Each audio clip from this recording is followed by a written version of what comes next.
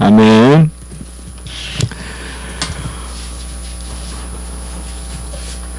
오늘 시편 49편을 통하여서 시편 기자는 하나님의 섭리의 오명한 비밀을 노래하고 있습니다.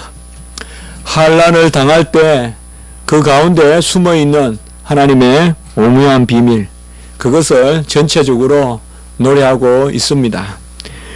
아무리 사람이 존귀하더라도 이 비밀을 깨닫지 못하면 짐승과 같다라고 12절에 말씀하고, 또 마지막 절에도 이와 같은 말씀을 하므로 사람의 존귀함이 다른 데 있는 것이 아니라 하나님의 섭리의 오묘함을 듣기를 힘쓰고 그것을 헤아리고 또 그것을 바라보고 추구할 때 그것이 바로 하나님의 백성으로서의 존귀함이다라는 것을 드러내고 있습니다.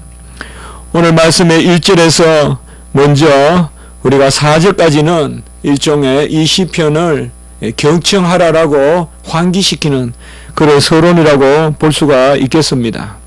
무릇 백성들아 이를 들으라, 세상의 거민들아 들으라. 모든 백성들을 향하여서 하나님의 말씀을 들으라 라고 이야기하면서 2절에는 기천 빈부를 막론하고 다 들을지어다. 무엇을 듣느냐? 3절에 보면 바로 지혜와 명철을 이라고 말씀하고 있습니다. 다른 것을 들으라는 것이 아니라 바로 하나님의 지혜와 명철을 들으라. 이 시편에서는 이 섭리가, 하나님의 섭리가 어떻게 역사하는지에 대한 지혜와 명철을 들으라고 이렇게 말하고 있습니다. 이러한 하나님의 지혜와 명철은 어떻게 듣는 것인가? 서론에서 그렇게 자기의 지식을 내세우면서 길을 세우라고 하지 않고 3절에 보면 작은 소리로 엎절리리로다 라고 이야기하고 있고, 4절에 보면 비유의 귀를 기울이고 라고 이렇게 말씀하고 있습니다. 주님께서 이 땅에 오셔서 많은 비유를 베푸시고 귀 있는 자는 듣고 어린아이는 그 비유를 듣는다고 했습니다. 비유는 오늘 여기 4절에는 내가 비유에 내 귀를 기울이고 이렇게 말하고 있는데요. 사실 비유는 어떻게 보면 세상의 말이 아니라 심령에 떨어지는 하나님의 말씀입니다. 그래서 들을 자는 듣는데 이 비유가 기가 막히고 영이 막힌 사람은 도무지 들리지 않습니다. 그래서 이 비유는 달리 말하면 어떤 비교 또 유추 이렇게 해석하기보다는 비밀, 하나님이 우리에게 주시는 신비한 비밀이라고 할 수 있겠습니다.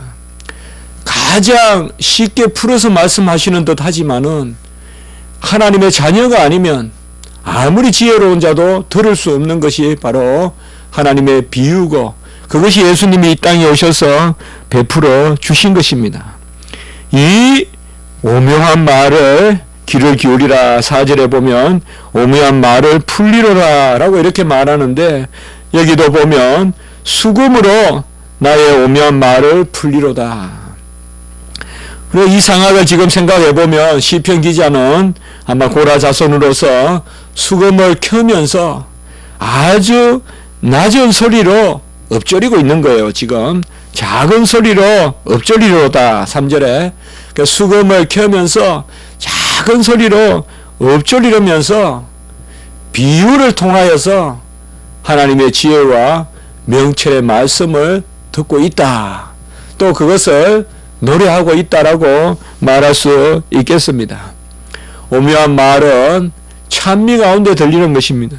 수금을 켤 때 오묘한 말을 듣는다. 어떤 신비한 신비주의적인 그런 행동이 아니라 수금을 켠다는 것은 굳이 악기를 들고 그 악기를 뜯는다는 의미라기보다 우리 심령의 현을 울리는, 그래서 하나님 앞에 우리가 나지막하게 엎절릴 때 그때 하나님은 오묘한 것을 우리에게 깨닫게 하시고 풀어주시고, 오묘한 말을 풀리로다 풀어주시고, 그래서 우리가 듣게 하시고, 그것이 바로 오늘 앞부분에서 나오는 그런 말씀인 것입니다.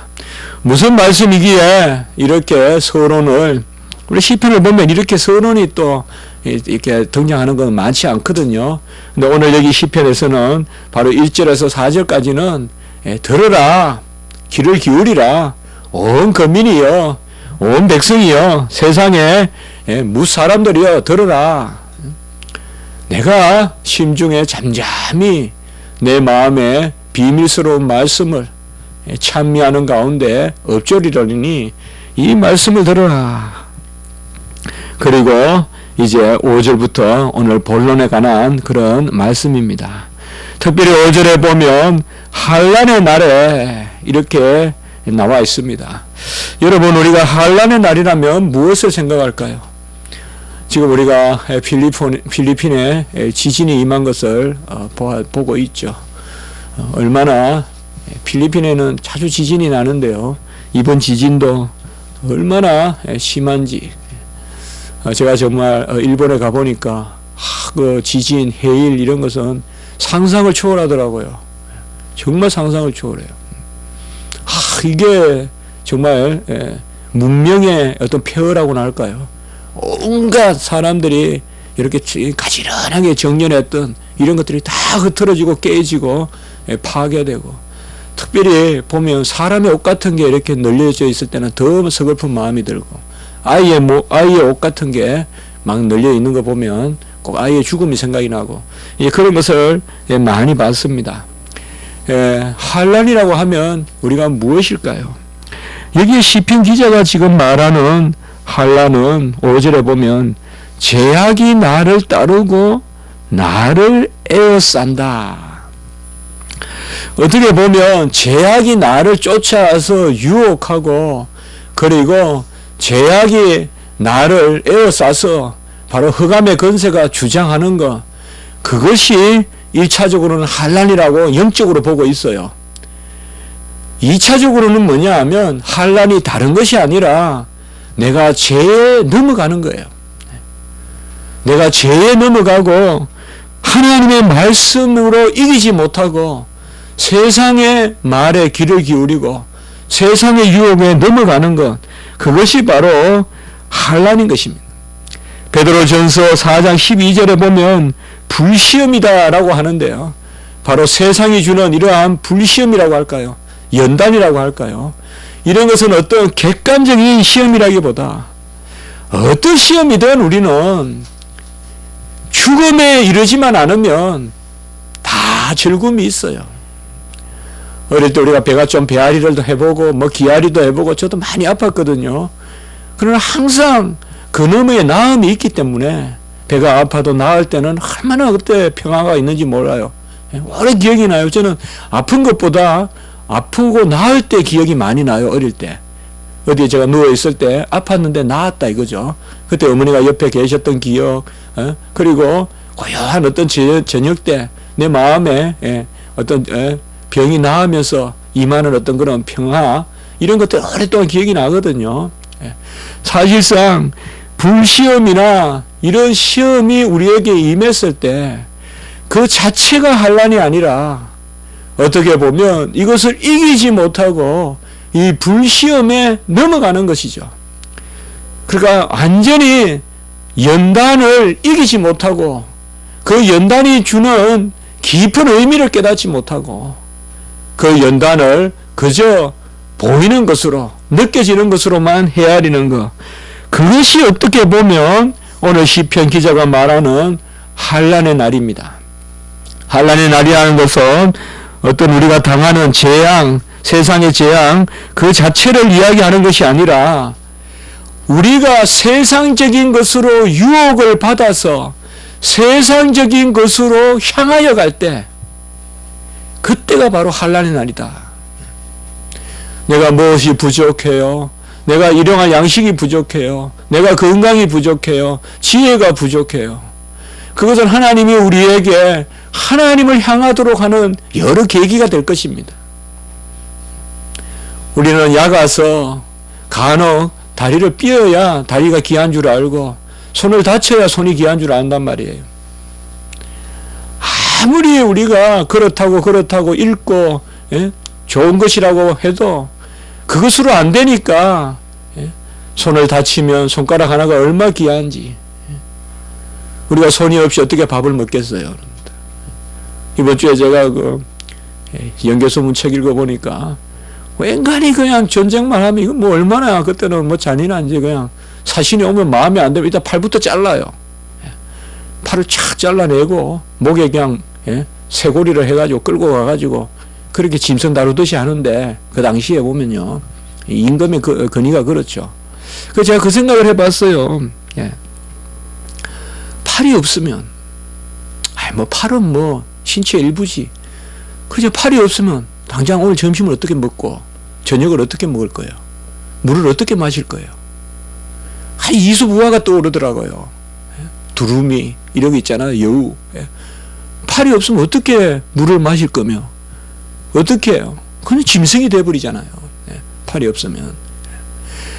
우리가 사실상 무엇이 부족해야 하나님을 찾는데 너무 우리가 선주를 알면 하나님이 간혹은 삐끄덕하게 해서 그 하나님이 주신 것의 귀함을 깨닫게 하는데 요는 그때 하나님을 향하지 아니하고 그러한 어려움과 연약함과 지혜 없는 미련함에 그런 기회를 타서 여호와를 의뢰해야 되는데 내가 지혜가 없다고 하면 세상의 명철을 세상의 명현들을 쫓아다니고 내가 가난하다 하면 세상의 부자 밑에 가서 굴복하고 내가 지혜가 없다 그러면 세상의 모사꾼들을 쫓아다니는 이런 것이 환난이라고 오늘 여기서 말하고 있어요. 시편 기자는 그걸 이야기하고 있어요. 바로 하나님의 섭리의 오묘함은 우리가 겉으로 보이기에는 어려워 보여도 그게 하나님이 하나님 편으로 우리를 끌어다니는 사랑의 그런 하나님의 이끄심인데 그것을 온전히 바라보지 못하고 오히려 그러한 시기에 세상을 향하여 나가는 것 그것이 바로 환난이다. 6절을 보면 이런 것들이 더욱 나타나 있어요. 자기의 재물을 의지하고 부유함을 자랑하는 자는 이것은 자기 자신이라기보다 어떻게 보면 아까 제가 금방 말씀을 드렸듯이 자기의 재물을 의지하고 부유함을 자랑하는 자를 쫓아가지 말라는 것이에요. 그게 우리의 환난이라는 거예요. 가만히 생각해 보면 언제든 태풍이 몰아치고 어떤 한파가 몰아쳐도 주님만 붙들고 있으면 살아요. 우리는 어떤 바람이 불어도 주님만 붙들고 있으면 살아요. 그러나 주님을 놓으면 죽어요. 진정한 환난은 뭐냐? 바로 세상에 자기의 재물을 의지하고 부유함을 자랑하는 자를 우리가 의지하려고 할 때 그때야말로 이제 환난이라는 것이에요. 넘어지는 팽이는 넘어진 게 아니에요. 넘어지는 팽이는 다시 일어서서 돌 수 있어요. 그러나 그 팽이가 무엇을 의지하느냐? 누가 그 팽이에 힘을 먹여주느냐? 하나님이 다시 그 팽이에 힘을 먹여주시면 그 팽이는 쓰러진 듯 하나 넘어진 듯 하나 더 이상 돌지 않는 듯 하나 하나님께서 붙들어 주신다. 그러나 인간의 지혜로 그 팽이채를 들고 있는 사람에 의지하면 그 인간의 팽이채로는 그냥 쓰러뜨리고 넘어뜨리고 완전히 죽어버린다. 이거. 그것이 바로 깨어 있어야 될 환난의 날이다 라고 시편 기자는 말하는 것입니다. 지금 우리가 많은 괴로움이 있는 사람이 있을 수 있겠어요. 지금 오늘 밤에 번민이 있을 수 있어요. 오늘 밤에 특별히 여러분 마음을 심히 상하게 하고 도무지 헤어나오지 못할 정도의 그런 절망스러움이 있을 수 있어요. 그러나 그게 끝은 아니에요. 그것보다도 진정 우리가 절망해야 될 일은 내가 하나님을 붙들고 있지 않고 세상을 향하여 가는 내 마음 말이죠. 분명히 세상이 나를 유혹해요. 재물로 유혹해요. 건세로 유혹해요. 세상이 나를 여러 가지로 유혹해요. 그것으로 말미암아 나는 상심해요. 그러나 그것이 절망은 아니에요. 그때 세상에 꼬리를 내리고 세상을 향하여 나가면 그것이야말로 환난이라 이 말이에요. 어떤 보이는 것이 환난이 아니라 보이지 않는 세상의 정사와 근세에 우리가 복종하게 될 때 세상은 우리에게 무엇을 줄 수가 있습니까? 7절에 보면 자기 형제를 구원하지 못하고 그리고 그를 위한 속전을 하나님께 바치지 못할 것은 8절에 보면 생명을 속량하는 값이 너무나 엄청나서 영원히 마련하지 못할 것임이니라. 여기에서 시편 기자는 우리의 생의 본질을 생명으로 표현하고 있어요. 여기에 생명은 영생을 뜻하고 하나님이 주시는 생명입니다. 세상은 이 영생을 주지 못한다 이 말이에요. 부자가 주지 못하고 어떤 사람도 주지 못한다. 자기의 재물을 의지하고 부유함을 자랑하는 자는 형제를 구원할 수 없다 이 말이죠. 형제를 살 수 없고 그리고 속전을 바치지도 못한다. 여기 바로 우리가 속전이란 말은 죄를 덮는다 이 말이에요. 그런 단어를 써요. 죄를 덮는 속전을 아무도 지불하지 못한다.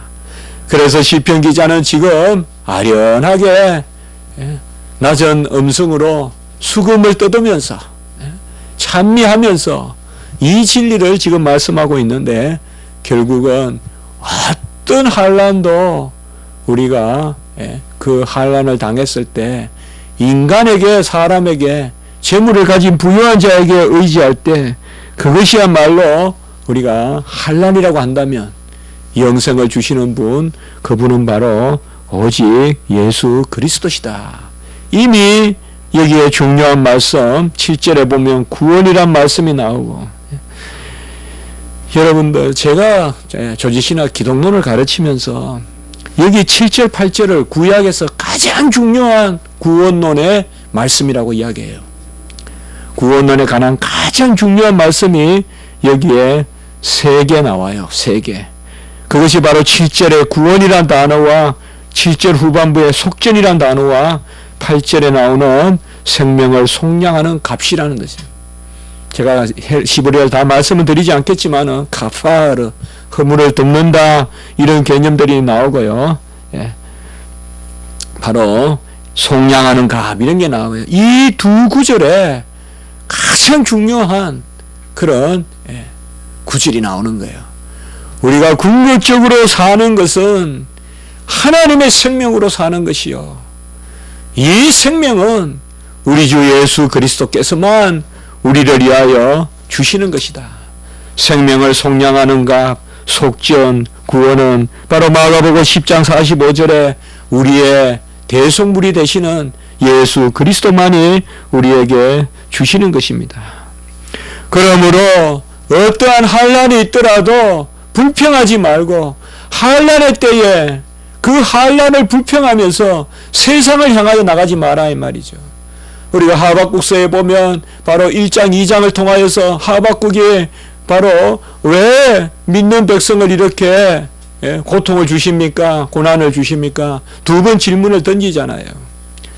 그러니까 바로 2장 3절 하박국 2장 4절 이렇게 가면서 바로 오래 참으면 우리 하박국 한번 볼까요? 잠깐. 하박국 2장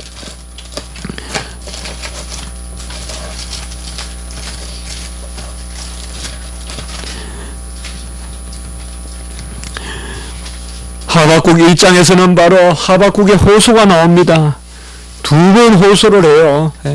어찌하여 우리에게 이러한 징계가 임하고 이러한 강포가 저들 포악한 사람들을 살려두시고 우리에게 이렇게 저들은 자기들의 힘을 신으로 삼는데 자기들의 칼을 신으로 삼는 저런 민족은 그냥 두시고 하면서 2장에 보시면 여호와께서 말씀하여 주시는데 우리가 잘 알듯이 2절에 보면 이 묵시를 기록하여 판에 새겨라 달려가면서도 읽을 수 있게 하라라고 2장 2절에서 말하고 3절에 보면 마지막 부분에 비록 더딜지라도 기다리라 라고 말하고 2장 4절에 우리가 잘 알듯이 마지막 부분에 의인은 그의 믿음으로 말미암아 살리라.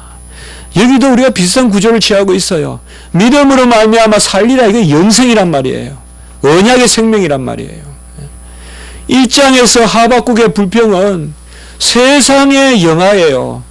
저 칼을 들고 법도 없고 무지한 저 백성이 어찌 저렇게 번영하게 두시고 우리는 그 칼에 죽임을 당하게 하십니까? 라고 하박국이 2번이나 하나님 앞에 어떻게 보면 불평을 했어요. 간언을 하고 탄언을 하고. 그러니까 하나님께서는 더딜지라도 기다리라. 의인은 오직 믿음으로 말미암아 살리라. 곧 하나님이 주시는 영생에 대해서 말씀하고 있죠. 우리는 어쨌든 하나님 편에서 의미가 있는 것은 영생이고 영생 가운데서 많은 열매가 맺는 것, 그것이 바로 이 땅의 우리의 삶이에요. 그렇기 때문에 우리는 그 영생 가운데 소망을 갖는 것이고 하나님이 우리에게 주시는 빛 대신 생명, 그 가운데 소망을 갖는 것입니다. 다시금 오늘 본문에 가보면 49장 9절에 보면 그가 영원히 살아서 죽음을 보지 않을 것인가 라고 이렇게 이야기하고 있습니다. 이것은 다시 9절은 6절과 우리가 같이 읽으면 돼요. 재물을 의지하고 부유함을 자랑하는 자, 이게 바로 세상의 건세 있는 자, 흑암의 건세 잡은 자, 그가 그 자신이라도 죽음을 보지 않겠는가 하면 스스로도 살 수 없는 그런 존재를 쫓아다니지 말고 영원한 생명을 주시고 속전을 주시고 속량하는 값이 되는 예수 그리스도를 쫓아가라. 바로 구약의 구속, 이 신약의 예수 그리스도를 미리 바라보는 그런 말씀으로 우리가 이 말씀을 읽으면 되겠다는 것입니다. 다시 한번 우리가 되뇌어 본다면 분명히 환난은 세상적인 것으로 옵니다. 그러나 우리는 그것을 세상적인 것으로 받으면 안 된다는 것이죠. 세상적인 환난이 와요. 건세의 환난이, 명예의 환난이, 재물의 환난이, 건강의 환난이 와요. 그러나 재물로, 건강으로, 건세로 그 환난을 이기려고 하지 마라 이 말이죠.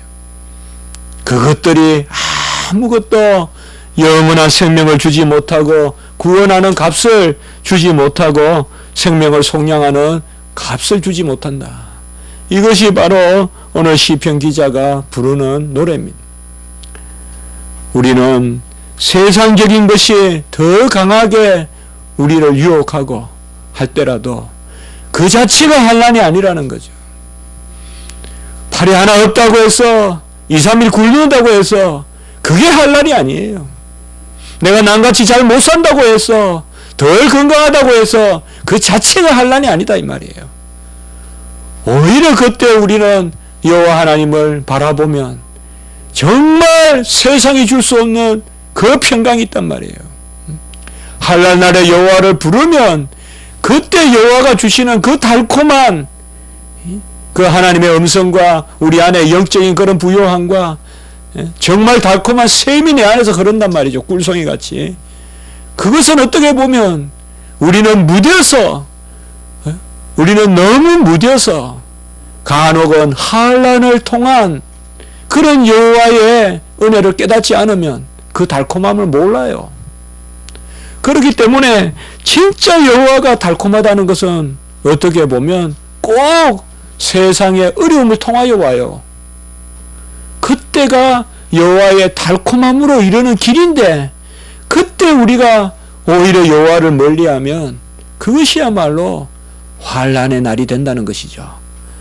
그렇기 때문에 시편 기자는 이것을 노래하고 10절에서 12절 아랫부분에 보면 지혜 있는 자도 죽고 어리석고 무지한 자도 망하고 재물은 남에게 남겨두고 떠나는 것을 보고, 이것이 다 뭔가 하면 지금 시편에서 세상의 건세예요. 우리가 세상의 건세를 쫓아가면 형 하고 선생님 하고 쫓아다녔는데 그 선생도 다 죽고 다 떠나요. 여러분들 다 떠나요. 지혜 있는 자도 죽고 어리석은 자도 죽고 무지한 자도 죽고 재물이 많은 것 같아도 그 재물이 어느 순간 딴 사람 손에 넘어가 있고, 그리고 그들의 집은 영원히 있으리라 하지만은 집도 황무해지고 황폐해지고 그들의 토지는 자기의 이름으로 부르리라. 이 말은 내 여기서 여기까지는 내 땅이다 하고 이름을 딱 붙여놔도 그것도 다 헛것이다 이 말이에요. 12절 한번 같이 읽습니다. 시작. 사람은 존귀하나 장구하지 못하며 멸망하는 짐승 같도다. 이것도 두 가지로 우리 자신이 그렇다라고도 볼 수 있지만 1차적인 의미는 사람을 쫓아다니지 마라 이 말이에요. 지금 여기서는 하나님을 의지하고 사람을 쫓아다니지 마라 이 말. 사람은 멸망하는 짐승 같고 종기가 장구하지 못하며라고 이렇게 말씀하고 있습니다. 저도 아직까지 젊습니다. 아직 경험이 많지 않지만 그래도 작게나마 이런 경험을 좀 해본 그런 기억이 있습니다. 사람을 쫓아다닐 때 그 허무함 그런 것을 많이 느낍니다. 그것은 그 사람이 나빠서가 아닙니다. 우리 사람이 다 그런 것입니다. 나도 그렇고요. 누군가가 나를 쫓아다닌다면 그것은 분명히 허무할 것입니다. 나는 나 자신도 불안하거든요. 나는 나 자신의 건강도 불안하고 나 자신에 대해서도 확신하지 못하거든요. 그러니 누군가 나를 따른다면 제가 나를 따르라 하겠어요? 사도 바울도 죽죠. 디모데를 남겨놓고 하나님을 따르고 예수 그리스도를 따르게 하겠죠. 바로 멸망하는 짐승과 같이 다 사라진다. 팔을 자랑하는 사람은 언젠가 팔이 꺾일 것이요. 재물을 자랑하는 자는 그 재물에 썩어서 그 악취 속에서 헤맬 것이요. 그렇기 때문에 오히려 우리는 그것이 아니라 서로 의지할 것이 아니라 하나님을 믿는 가운데 우리가 서로가 하나가 되어야 된다. 그것을 오늘 특별히 말하고 있는 것입니다. 13절에서 20절까지도 이러한 부분의 말씀을 동일하게 더하여서 전해주는 것입니다. 13절에 보면 이것이 바로 어리석은 자들의 길이고 그들의 말을 기뻐하는 자들의 종말이로다. 여기 그들의 말도 우리가 해석해 보면 아까 세상에 지혜 있고 건세 있고 재물이 많다 하고 땅이 넓다 하고 하는 그들의 말을 기뻐하는 자들의 종말이 멸망과 같다. 그리고 14절에 보면 바로 그들은 양같이 서울에 두기로 작정되었으니 사망이 그들의 목자일 것이다 라고 이렇게 말하고 있습니다. 역시나 두 가지로 생각하시면 돼요. 세상을 쫓아다니는 사람들에게 죽음이 목자다라는 뜻도 되고 우리가 세상을 쫓아다닐 때 세상이 그렇단 말이에요. 세상은 죽음의 목자고 그 죽음의 목자는 필히 우리를 저 땅 무저갱에 서울로 인도할 것이다. 그것이 바로 14절에서 말하고 있습니다. 그들의 아름다움은 소멸하고 서울이 그들의 거처가 되리라. 세상은 얼마나 아름다움을 가장합니까? 얼마나 꾸미고 나타납니까? 세상은 얼마나 우리의 눈을 현혹합니까? 그러나 그들이 이끄는 것은 소울의 땅이요. 그들은 바로 죽음의 목자다라고 이렇게 이야기해서 여기에서 우리는 참 목자이신 예수 그리스도, 우리의 영원한 죄의 값을 속량하시고 우리의 대속이 되시는 예수 그리스도를 쫓아가야 되지 다른 것을 쫓아가면 그것은 다 죽음의 목자다. 그렇게 말하고 있는 것입니다. 우리의 지혜가 어디 있습니까? 하나님의 섭리를 듣는 그 비유를 듣는 우리의 영적인 눈이 어디 있습니까? 오늘 시편 기자는 무엇보다도 우리가 누구를 의지하느냐, 세상을 멀리하고 오직 여호와만을 의지하고 하나님은 나를 영접하시리니 15절에 같이 합시다. 하나님은 나를 영접하시리니 내 영혼을 서울의 건세에서 건지시리로다. 이 하나님을, 이 엘로힘을 우리 주석학자들은 예수님으로 그렇게 해석한다 이 말이에요.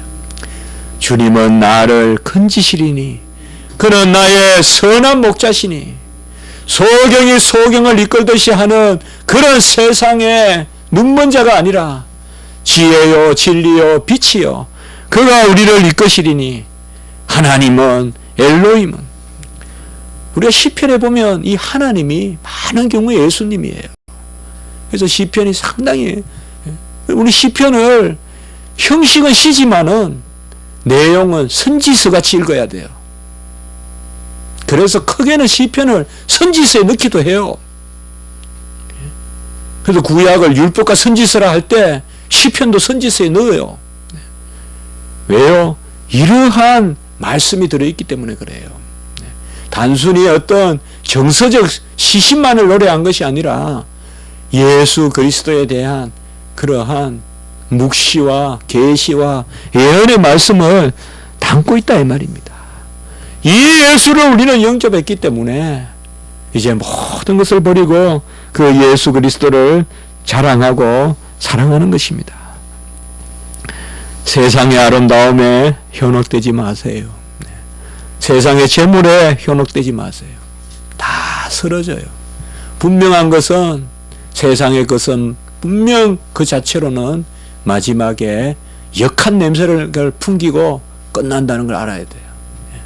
분명히 나를 찌르는 그러한 황금도 나를 찌르는 가시가 되는 거예요.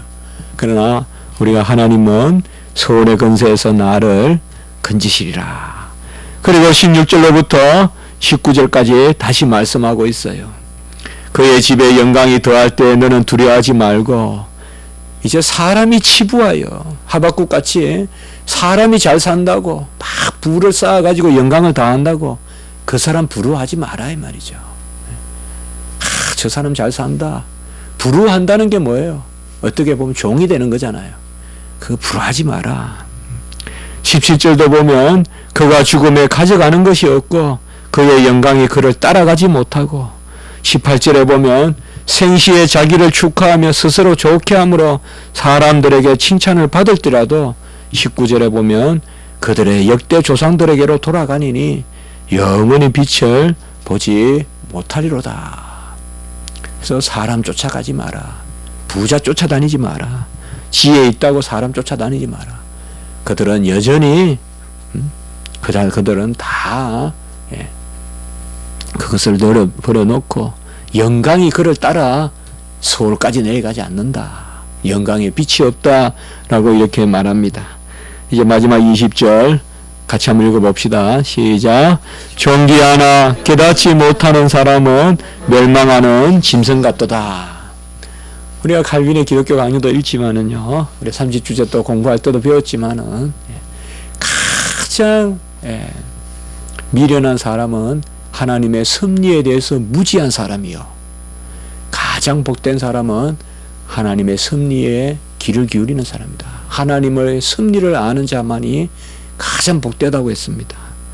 존귀하나 깨닫지 못하는 사람은 멸망하는 짐승과 같다라고 이렇게 이야기했습니다. 저는 이렇게 전하면서도 고난에 대해서 자신이 없습니다.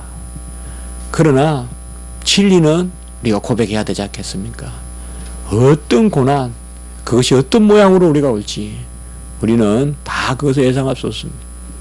어떤 좁은 데 갇히면 우리는 견딜 수 없을 것이고 어떤 추위에 우리는 뜰 것이고 그런 고난은 생각만 해도 끔찍하지만은 우리가 고백해야 될 것은 어떤 그런 고난이 있더라도 그 자체가 환난이 아니라 그것은 오히려 어떻게 보면 하나님께 나아가는 평강의 길일 수 있다는 거죠.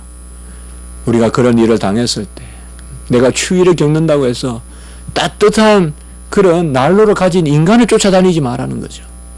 그때야말로 환난이 온다는 거죠. 우리는 어떤 어려움이 있을 때 여호와 하나님을 부르라. 부를 만할 때, 찾을 만할 때 부르고 찾으라. 그 오묘한 섭리를 알지어다. 욕과 같이. 그래서 오늘 이 시편은 아주 중요한 우리 주님의 대속에 대한 시편이 되고 하나님의 섭리에 대한 시편이 되고 아름다운 그런 시편으로 우리에게 다가오는 것입니다. 한번 기도드리겠습니다. 거룩하고 자비로우신 하나님 아버지, 우리는 이 하나님의 오묘하고 깊은 섭리를 입술로 심령으로 고백하지만 또 눈앞에 닥친 것이 두렵고, 우리 주님께서도 인생에 따라서는 이 잔을 내게서 지나가게 하옵소서. 우리 주님도 그 모습을 보여주셨습니다. 하물며 우리가 어찌 고난을 목전에 두고 두려워하지 않겠습니까? 그러나 주님은 내 원대로 마옵시고 아버지의 원대로 하라고 하셨듯이, 우리도 어떤 고난이나 어려움이 오더라도 아버지의 뜻을 구하고 하나님의 원대로 하기를 원하는 그 섭리를 깨닫게 도와주시고, 일시적으로 어려움이 있고 환난이 있더라도 오히려 그것이 하나님의 평강과 은혜로 나아가는 길이라는 것을 기억하게 도와주시고, 이 일체 모든 일을 하나님의 섭리 가운데 헤아리게 도와주시고, 우리의 아버지여 잠시 후를 알지 못하는 미련함으로 큰 하나님의 뜻을 아버지에 헤아리지 않도록 주여 도와 주시옵소서. 감사합니다. 이제 이 말씀을 놓고 기도드릴 때 우리의 연약한 심령을 불쌍히 여겨주시고, 모든 것을 하나님의 섭리에 맡기고 기도드릴 때 하나님께서 우리를 불쌍히 여겨 응답하시옵소서. 감사하옵고 구주 예수 그리스도 이름으로 기도드리옵나이다. 아멘.